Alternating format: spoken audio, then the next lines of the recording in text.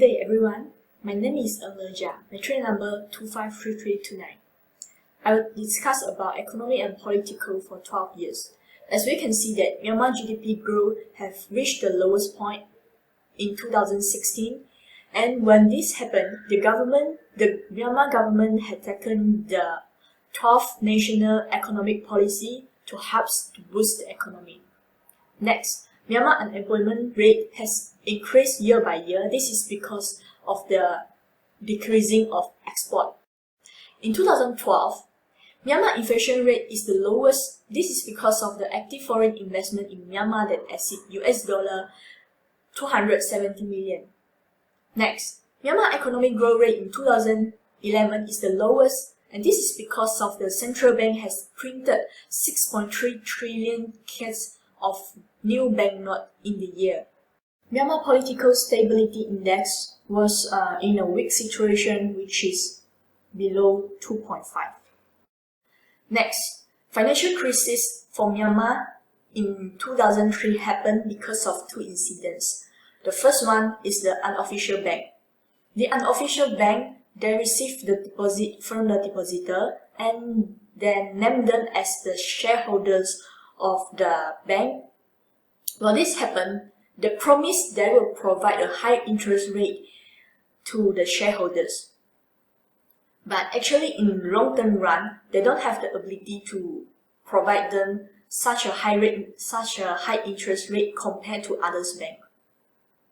The second one, the terrorist attack in US. Actually, this happened because of the problem of money laundering, acquire notoriety.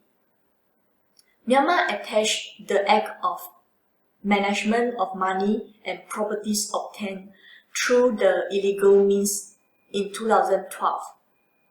The legislation resolved much of the fear that US state development have, which they immediately contribute and they pull back all their reserves from the bank in Myanmar. And while these rumors spread out, all the depositors that putting the money in the bank, they'll withdraw the money. Yeah, so this is why the crisis happened. Assalamualaikum. My name is Anas Fitri bin Ahmad 252691. So my first part is the financial trouble in Myanmar. Before we go to the analysis by the IMF, we want to know exactly what they do in Myanmar. So they want to support the economic stability, means they want to firm the Myanmar Central Bank CBM that want to ensure the kyat value is stable and confirming that the country receive adequate foreign currency through export and import. In 2018 and 19, the growth of the country is estimated at 6.5% in 2018-19, increased from the value 6.4% from the past year, due to the good of performance of export, especially in clothing and gas.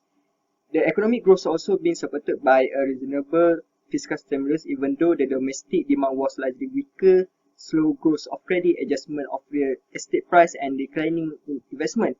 Besides, the fiscal deficit increased to 3.5% of GDP in 2018-19 compared to 3% from the past year. The deficit of current account reduced to 2% of GDP in 2018-19, generally shows a slowdown in import and FDI and other inflow, also balance keeping foreign reserve and kyat stable. So, the next one is the IMF also mentioned that the policy change in the following sector, like increasing in tariff of electricity, financial sector liberalization, including opening up of foreign banks and insurance companies, and the last one is the stepping for the greater stability in the exchange rate. So for the next part is the major economic event in Myanmar. In 2019, the government of Myanmar enhancing bilateral economic ties with the South Korea. September 2019, these two countries have signed a memorandum of understanding and a framework agreement. These include partnership between the governments, government to business, and the business to business. It is also included in several sectors. For the first one is the cooperation in shipping. The next one is the upgrade of the shipyards, logistics sector, and the development of port. The cooperation in science and technology, startup and innovations. The MOU also mentioned the formation of the Korea representative in Myanmar, which means is to address the administrative problem for Korean investors. Furthermore, the government of Myanmar has signed the financial cooperation agreement with two of the largest Korean banks, and finally, the Korean Myanmar Industry Complex KMIC project was also launched at the forum. It is estimated that about 200 Korean companies will invest in the facilities of the production, which could produce estimated of $10 million in tax per year. Assalamualaikum warahmatullahi wabarakatuh. My name is Nur Aishazani binti Saifuddin and my metric number 252612. Today I would like to present about regime changes by government and also who are the ruling party in Myanmar. And next I will present about anti-money laundering compliance. Basically, Myanmar has been ruled by two senior officials which is Chief Commander and President. During 2011, the military backed by the government has changed the political reform. The form of National Human Rights Commission and amnesty for more than 200 political prisoners. During 2015 also, it seems a new reformation when first non-military president led by Aung San Suu Kyi from the National League for Democracy has won this election.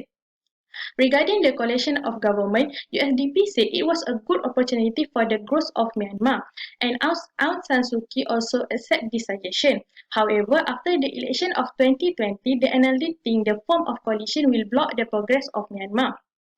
To become a strong government, the NLD need to build a stable base for democratic federal union in future of Myanmar. Regarding the ruling party in Myanmar, basically Myanmar has been ruled by NLD and military parliament. Due to the strength of NLD, there was rarely changes in government unless there are changes in president. However, due to the issue of Rohingya refugee crisis, the people made up on the performance of the NLD. And there are formation of new political party. So NLD need to keep their promise to win in the next selection. Assalamualaikum, my name is Nur Ashitun Aini, metric number 252718. I will continue about internal or regional crisis in Myanmar, which is about Rohingya crisis. The Rohingya, a highly persecuted Muslim group with the majority living in Rakhine State, face discrimination and not considered citizens by Myanmar government. They are considered as illegal immigrants from the Bangladesh.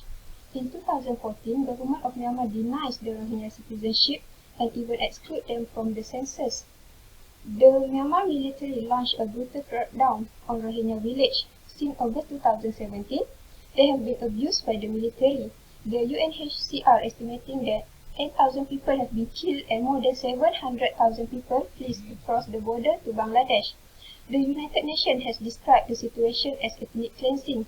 However, the country leader Aung San Suu Kyi has repeatedly denied the allegation and instead it only defends against Rohingya insurgents. The violent actions against Rohingya got criticized and internationally condemnation with hugely negative impact on trade, investment, tourism and global goodwill. In addition, political instability and the Rohingya crisis create serious concern for the foreign investor. Next, the impact of China's Belt and Road on Myanmar. Chinese Foreign Minister Wang Yi proposed the China-Myanmar Economic Corridor. The agreement for large dam and infrastructure project under China's Belt and Road Initiative has been served to strengthen Myanmar's economic link with independence of China. The nationwide trade flow will be more effective because of the expansion of the highway and railway project. However, the construction project often cause the discontent among the local population due to lack of proper stakeholder consultation and coordination, often leading to displacement and environmental degradation. The community resists resource extraction and infrastructure projects.